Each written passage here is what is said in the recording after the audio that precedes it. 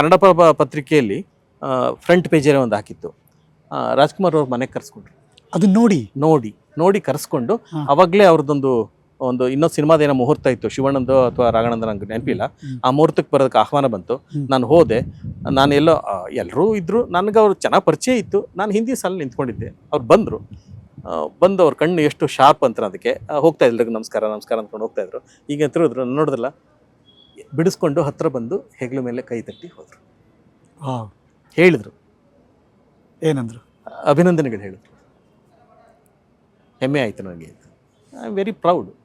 ನಿಮ್ಮ ಬಾಲ್ಯದಲ್ಲಿ ಯಾರನ್ನ ನೀವು ಬೆರಗು ಕಣ್ಣಿನಿಂದ ನೋಡಿದ್ರು? ಹೌದು, ನೋಡಕ್ ಸಾಧ್ಯ ಆಯ್ತು ಹತ್ರದಿಂದ. ನಾನು ಆಕಸ್ಮಿಕ ಚಿತ್ರಕ್ಕೆ ಕೆಲಸ ಮಾಡಿದಾಗ ಸುಮಾರು 1.5-2 ವರ್ಷ ಕೆಲಸ ಮಾಡಿದ್ದು. ಅವ್ರನ್ನ ಬರೀ ನಟನಾಗಿ ಎಲ್ಲ ನೋಡಿದ್ದಾರೆ. ನಟ ಸಾರ್ವಭೌಮ ಅಂತಾನೆ ರಾಜ್ಕುಮಾರ್ ಅವ್ರು ನೋಡಿದ್ದಾರೆ. ಅವರೊಬ್ಬ ಅತ್ಯುತ್ತಮ ಚಿತ್ರಕಥೆಗಾರ ಅಂತ ನಾನು ನೋಡಿದ್ದೀನಿ. ಅತ್ಯುತ್ತಮ ಸಂಭಾಷಣೆಗಾರ ಅಂತ ನಾನು ನೋಡಿದ್ದೀನಿ. ಅವರ ಇನ್ನೊಂದು ಮುಖ ಇದೆಯಲ್ಲ, ತುಂಬ ವೈವಿಧ್ಯಮಯವಾದದ್ದು.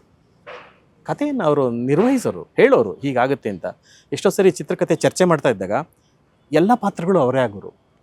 ಈ ಪಾತ್ರ ಹೀಗೆ ಮಾತಾಡುತ್ತೆ, ಮತ್ತು ಈ ಕಡೆ ಬಂದು ಆ ಪಾತ್ರ ಹೀಗೆ ಮಾತಾಡುತ್ತೆ, ಅದರ ಧಾಟಿ ಹೀಗೆ, ಇದರ ಧಾಟಿ ಹೀಗೆ, ಅದರ ಒಳಗೆ ಹೋಗುವಂಥ ಕ್ರಮ ಇದೆ. ಒಳ್ಳೆ ಕಲಿಕೆ ಇದು. ಅಯ್ಯೋ, ಅದ್ಭುತವಾದ ಯೂನಿವರ್ಸಿಟಿ ಕಲಿಕೆ ಅದು. ನಾನು ಯಾವುದೇ ಶಾಲೆಗೆ ಹೋಗಿ ಕಲಿಲಿಲ್ಲ ಸಿನಿಮಾವನ್ನು. ಈಗಲೂ ತುಂಬ ಶಾಲೆಗಳಿದ್ದಾವೆ ಅಲ್ವಾ, ಅದು ಯಾವ ಶಾಲೆಗೂ ಹೋಗಲಿಲ್ಲ. ನಾನು ಕಲಿತದ್ದು ಹೇಗೆ ಅಂತ ನನ್ನ ಗುರುಗಳಿಂದ ಎಲ್ಲರೂ ಗುರುಗಳೇ. ಒಬ್ಬೊಬ್ಬರಿಂದ ಒಂದೊಂದು ಅಂಶಗಳನ್ನು ಕಲಿಯೋಕ್ಕೆ ಸಾಧ್ಯ ಆಯಿತು. ಆ ಕಲಿಕೆ ದೊಡ್ಡದಲ್ವಾ?